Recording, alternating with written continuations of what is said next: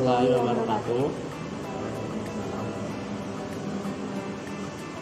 Halo teman-teman, kembali lagi bersama dengan Tamtama Waryamanta edisi Ramadan dengan saya Kevin Kartidia Wardono dan saya Dura Nafisa. Di sini sudah dengan narasumber kita yaitu Bapak Hanafi Al-Farud. Assalamualaikum Pak Hanafi. Waalaikumsalam warahmatullahi wabarakatuh. Kevin dan Nafisa, sehat-sehat semua ya. Alhamdulillah.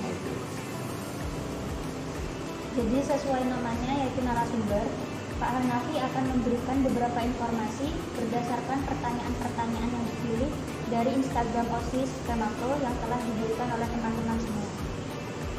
Sebagai pembukaan, menurut Pak Hanafi secara umum itu apa sih yang dimaksud hati? Oke, saya izin buka ya.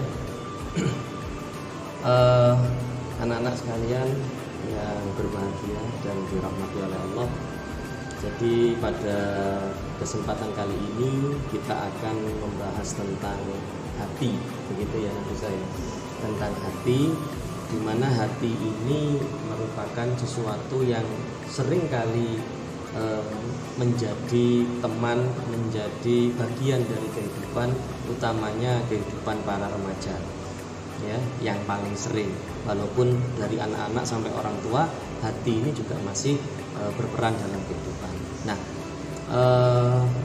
dalam kesempatan kali ini kita coba menjawab beberapa pertanyaan dari teman-teman semua tentang hati yang sudah disampaikan melalui story IG-nya OSIS SMP 5 Probolinggo. Mungkin ada pertanyaan pertama yang bisa disampaikan. Untuk pertanyaan yang pertama, yaitu apa sih fungsi hati menurut agama kita yaitu Islam? Baik, belum menjawab apa fungsi hati, maka kita harus mengetahui dulu apa itu hati. Ya, untuk mengetahui fungsinya maka kita harus tahu dulu apa itu hati. Nah, kita sebagai manusia selain dibekali jasad, kita juga dibekali oleh 4 hal, yaitu hati atau qalbu, kemudian ruh, jiwa, dan nafsu. Di antara 4 tadi, salah satu yang paling utama adalah hati atau yang dalam bahasa Arab kita sebut dengan qalbu. Qalbu ini di dalam bahasa Arab memiliki 2 makna. Makna yang pertama adalah makna yang artinya adalah suatu kemuliaan. Sehingga ketika manusia ini diciptakan, maka manusia ini dititipkan, disematkan kemuliaan di dalam dirinya. Kemudian yang kedua, qalbu ini bisa berarti membolak-balik, bolak-balik, ya. Karena apa? Karena hati kita yang kita sebut dengan hati itu ini biasanya bolak-balik. Hari ini bisa baik, besok tahu-tahu jadi jelek. Ya, hari ini bisa jadi good boy, besok jadi anak yang kurang begitu baik. Ibadahnya hari ini meningkat, besok kendor lagi. Itu yang disebut dengan hati sebagai bolak-balik tadi itu. Nah, kemudian fungsinya hati, kemudian apa fungsinya hati? Hati ini memiliki fungsi yang sangat penting sekali di dalam kehidupan kita sebagai manusia. Ya, ia memiliki fungsi untuk mengontrol tingkah laku, akhlak, dan sifat manusia. Karena itu hati ini dikatakan sebagai rajanya tubuh. Ya, ada yang bertanya apakah hati itu benar sebagai rajanya tubuh? Benar. Ya, di dalam sebuah pendapat Syekhul Islam Ibnu Taimiyah mengatakan bahwa al-a'malu dhahiratu la takunu sholihatan maqbulatan illa biwasita a'malil qalbi fa innal qalba malikun wal a'dha'u junuduhu fa idza khabuthal maliku khabutha junuduhu. Artinya amalan badan tidak akan diterima tanpa perantara amalan hati, karena hati adalah raja. Fa innal qalba malikun, karena hati adalah raja. Sedangkan anggota badan ibarat prajuritnya. Apabila rajanya buruk, maka akan buruk pula seluruh prajuritnya. Karena itu ukuran amalan kita ini ditentukan oleh hati kita. Walaupun kita beramal yang baik, kita melakukan sesuatu ibadah misalnya, tetapi apabila hati kita memiliki niat-niat yang berbeda, hati kita memiliki sesuatu yang nggak baik di situ, maka bisa jadi niatnya ibadah tadi itu bisa jadi tidak diterima. Ya. Sebaliknya, ketika kita melakukan sesuatu yang dipandang buruk oleh orang, namun itu dilaksanakan, dilakukan dengan niat karena misalnya memperjuangkan agama Allah, karena terpaksa dan untuk membahagiakan orang tua misalnya, maka itu bisa jadi dianggap sebagai suatu kebaikan Allah. Begitu untuk pertanyaan yang pertama. Kita lanjutkan kepada pertanyaan yang kedua. Jika fisikku lelah, aku bisa tidur, namun jika hatiku lelah, aku bisa apa? Oke. Jika fisikku lelah bisa tidur, ini keren banget ini pertanyaannya. Nah, terus kalau hatiku lelah, aku bisa apa? Oke. Hati sebagaimana yang kita ketahui tadi itu memiliki arti membolak-balik. Ya, salah satunya ya Kevin ya. Jadi hati memiliki arti membolak-balik. Karena hati ini membolak-balik begini, maka hati ini bisa mengalami kelelahan. Hati juga bisa mengalami kekerasan, mengeras bagaikan batu. Hati juga bisa berkarat. Hati bisa juga sakit. Bahkan hati dikatakan juga bisa mati. Karena apa? Karena sifatnya hati ini membolak-balik tadi itu. Nah, sakitnya hati, lelahnya hati ini karena apa? Biasanya karena penyakit-penyakit yang ada di dalam hati kita, penyakit-penyakit yang bersarang di dalam hati kita. Tentunya penyakit-penyakit itu semuanya dilandasi dengan nafsu, dilandasi oleh rayuan bujuk rayu syaitan, yang itu akhirnya mendarat di dalam hati kita, kemudian menjadikan hati kita menjadi lelah, menjadi sakit. Nah, contohnya apa penyakit-penyakit hati? Insya Allah anak-anak mungkin sudah banyak yang tahu ya dari pelajaran, ada iri hati, dengki, sombong, riya, sum'ah dan sebagainya yang anak-anak bisa lihat di materi pelajaran untuk iri hati ini. Nah, kenapa untuk penyakit hati ini?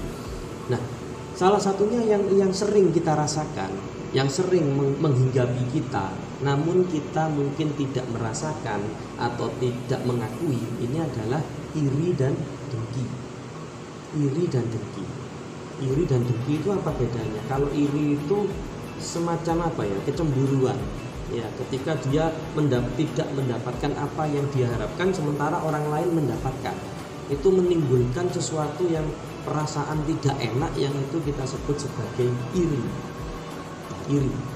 Kita kepingin dapat HP merek tertentu misalnya, kemudian kita nggak dapat malah teman kita yang dapat. Teman kita sudah pamerin tuh ini punya HP ini. Nah, itu kita muncul perasaan nggak enak, perasaan iri. Nah, bedanya dengan dengki bagaimana?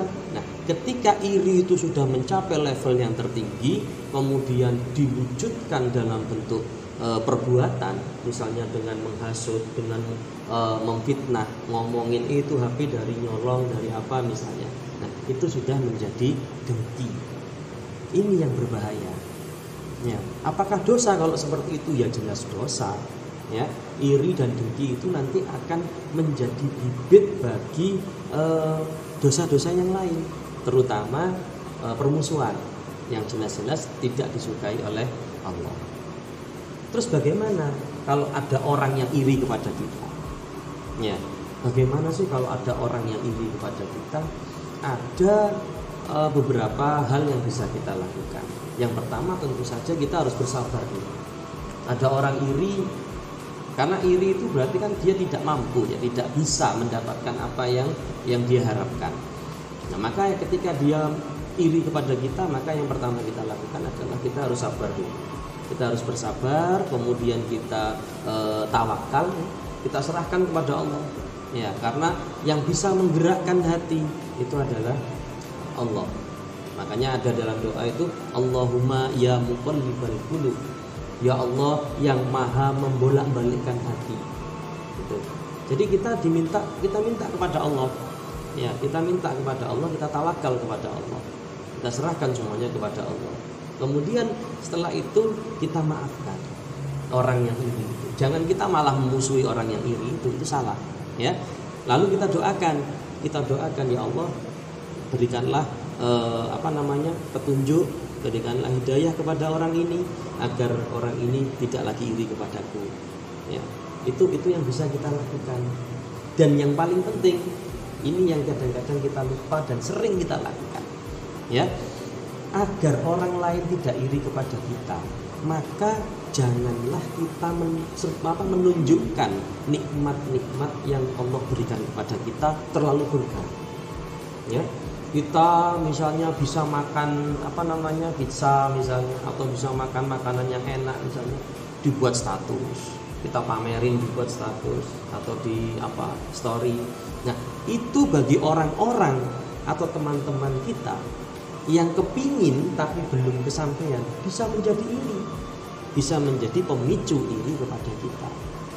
Kita jalan-jalan kemana, walaupun itu menurut kita biasa, menurut kita itu hal yang wajar, tapi ketika kita terlalu over dalam memberikan, menunjukkan nikmat yang Allah berikan kepada kita, bisa jadi orang lain ini memiliki penerimaan yang berbeda, sehingga yang seharusnya kepinginnya kamu menunjukkan rasa syukur, ya alhamdulillah aku dapat ini, dapat kado ini, ulang tahun dan sebagainya misalnya, ya bisa jadi ditanggapi lain oleh orang lain.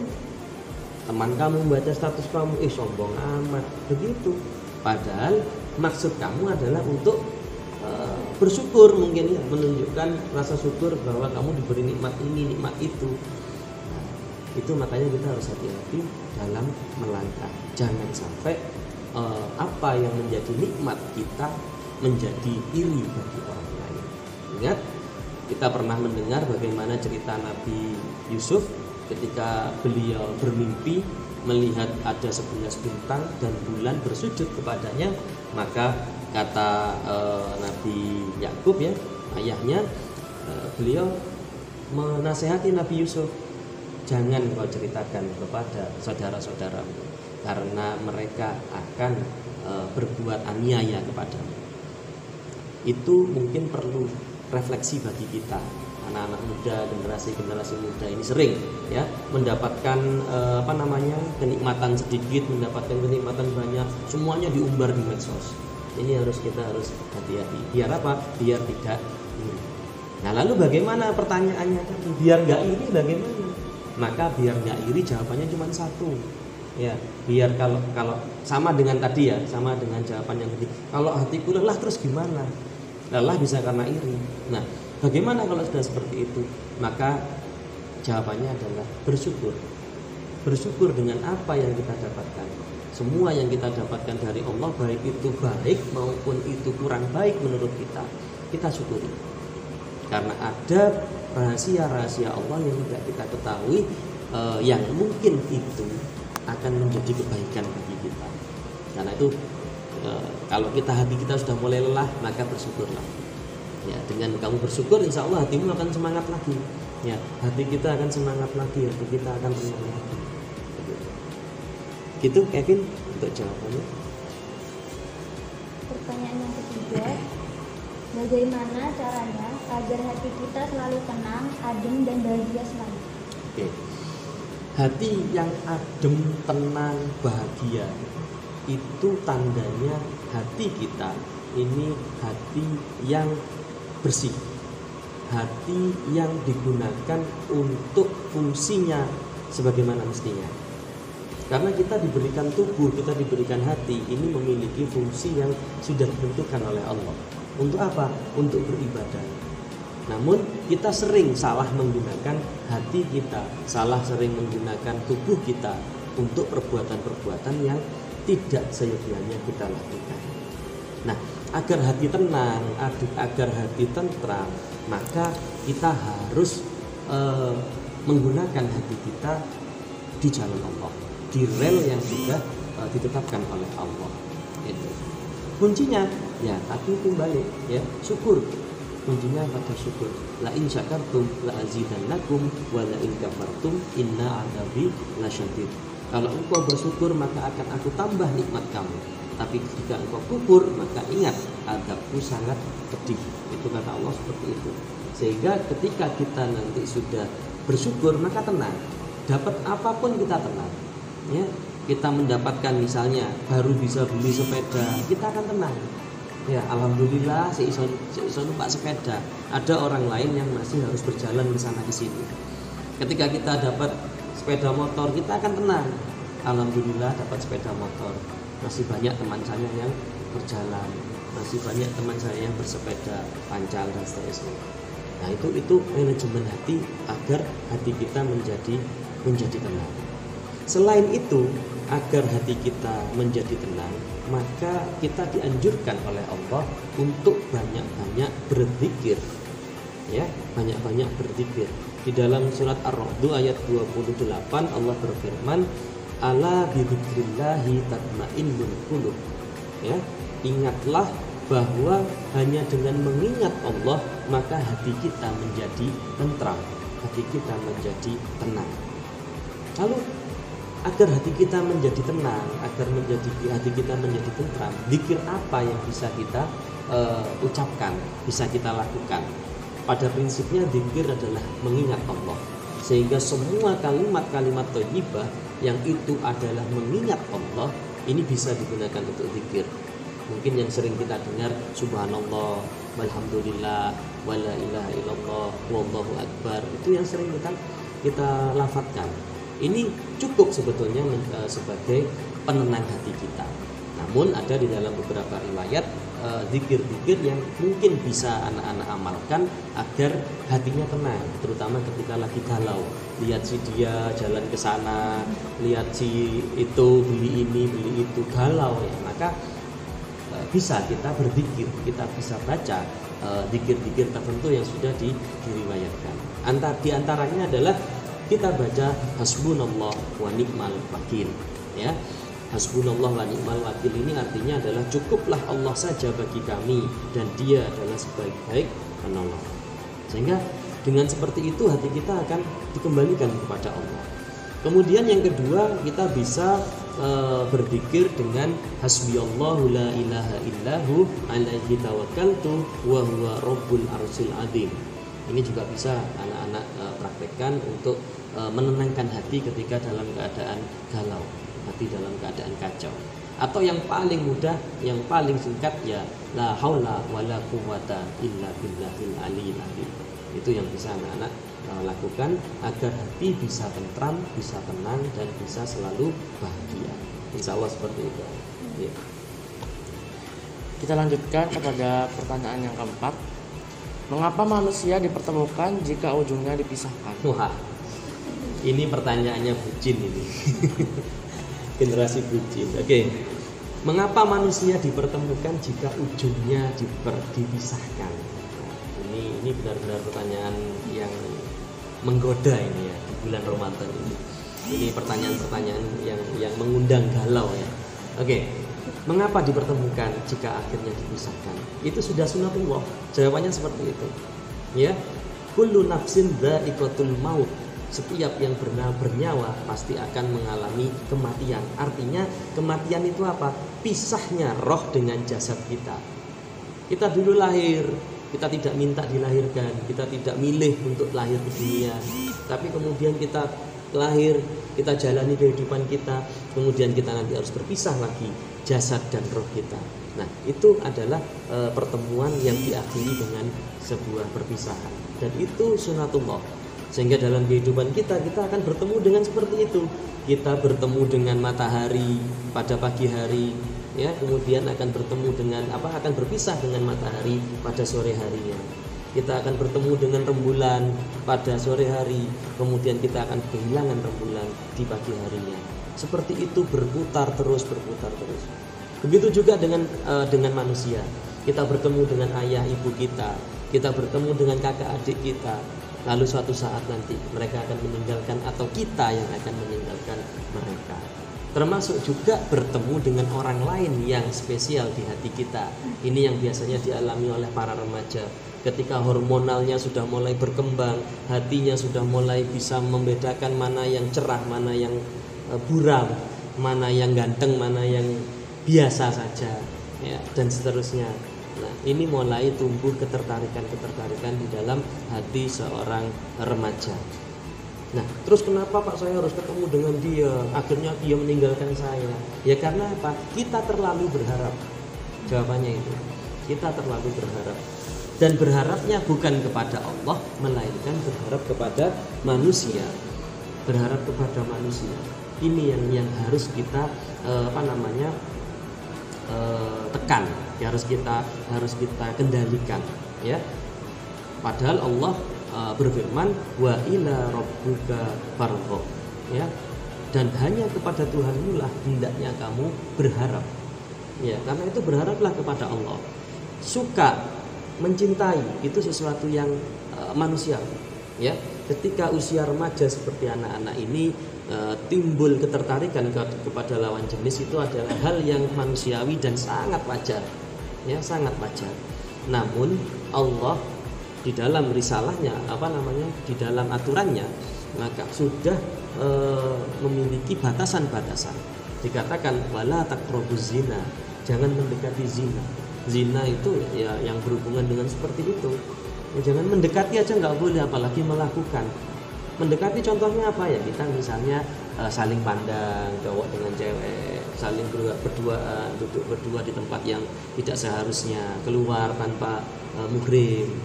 Itu adalah bentuk-bentuk mendekati zina. Bahkan chatting sekalipun, ya, chatting dengan lawan jenis ini bisa dikategorikan zina apabila yang dibicarakan ini sesuatu yang nggak penting, sesuatu yang nggak ada manfaatnya, sesuatu yang nggak ada keberkahannya bagi kita, maka ini ada yang mengkategorikan sebagai zina karena itu apa? Itu adalah komunikasi dua arah langsung.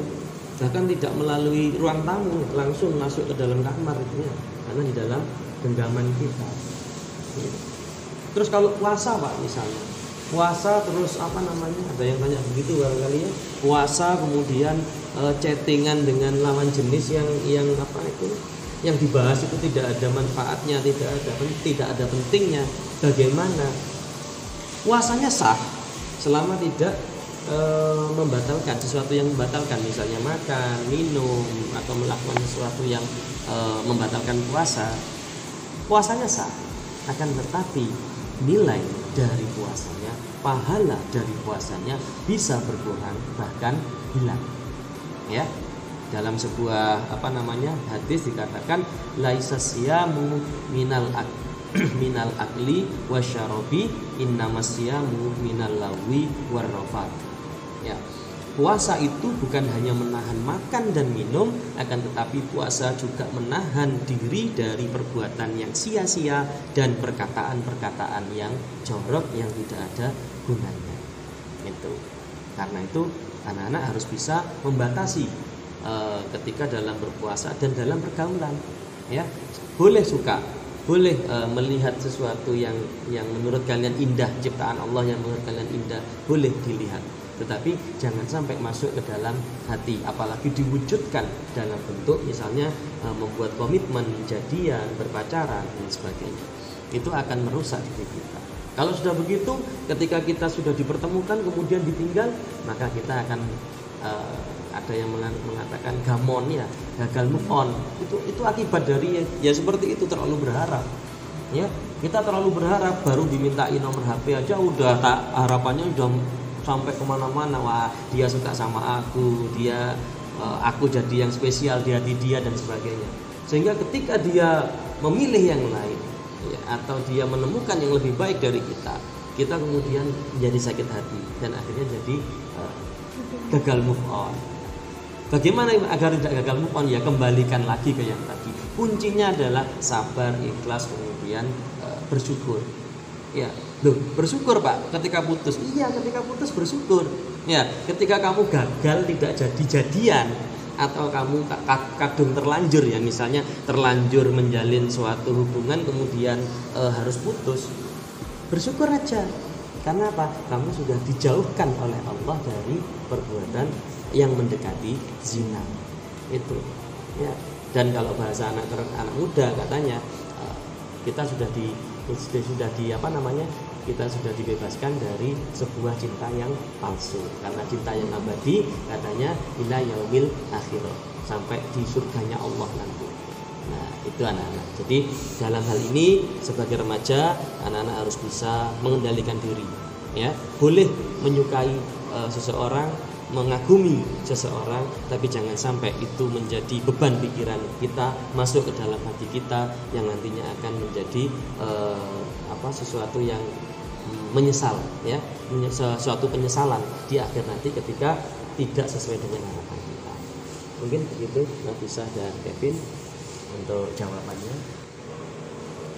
Jadi tentang hati itu tidak hanya tentang berpacaran dan menyukai lawan jenis. Tentang hati itu luas, yaitu mengenai tentang iri hati, move on, baper, dan sabar serta ikhlas. Pak, terima kasih untuk pesan-pesannya.